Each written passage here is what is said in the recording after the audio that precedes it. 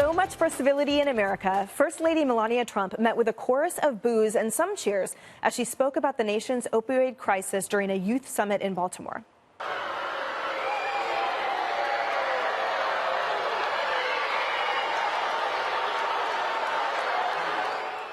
The First Lady responding with a statement, quote, "We live in a democracy and everyone is entitled to their opinion. But the fact is we have a serious crisis in our country and I remain committed to educating children on the dangers and deadly consequences of drug abuse."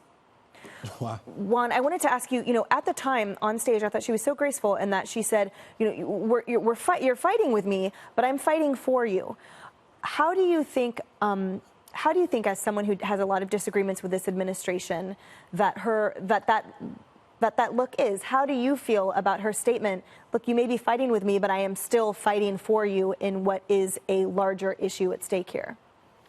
Well, I think it was graceful. I think she should have said that, and I think that's the way to handle it. I don't think that she was going to fire back. Remember, we're talking about mostly kids. It wasn't adults. But the second thing to say is, wow, she had to know she was going into the lion's den because her husband had just absolutely demolished Baltimore and said the most horrible things. This is no human being would want to live here, rat infested, dangerous, blah, blah, blah. And Baltimore has its deficits. There's no getting away from it. But once you go into somebody's house after telling them, that they're unworthy and denigrate, Trump didn't demolish Baltimore. Baltimore demolished Baltimore. No. But if you speak about people that way, even if someone's sick or someone has problems, it doesn't help them. And of course, the kids are going to respond on a visceral level, which is to say, they may have heard it from their parents, but the way a child reacts is to say, you're a bad guy. And, so I thought she handled it with some grace, as I said, but I think she had to know what was going on when she stepped into Baltimore. Lawrence, you spend so much time on campuses. What are your thoughts on that? And is it a smaller fraction of the population than people on the coast make it seem? Well, I think there is a big conversation that we got to have about the outrage culture and just general respect. But I applaud the First Lady for staying on message because she didn't want to make it about her. I think the president, if I have one critique of him, he can learn that from Melania, is that sometimes you don't have to swing back. Sometimes you can stay on that message, and I think more people would support him as a result of this. But to follow up on Juan's part about Baltimore, I think that's wrong. I've been to Baltimore. I actually talked to the residents of Baltimore. They're more concerned about the corruption in Baltimore, and you have the First Lady going in there to highlight some issues that are going in a graceful way. And the kids who should have been taught respect, because there are many politicians I disagree with. I never booed them because I want to hear their perspective. They're not being taught, then I think that's a problem. Dana, do you think if Trump wins the next election, that there will be ever a separation between him and Melania? Will there be parts of America that ever support her rather than attributing or ascribing the negative things that they feel he does to her? Well, I think that she has shown just incredible grace and dignity and integrity.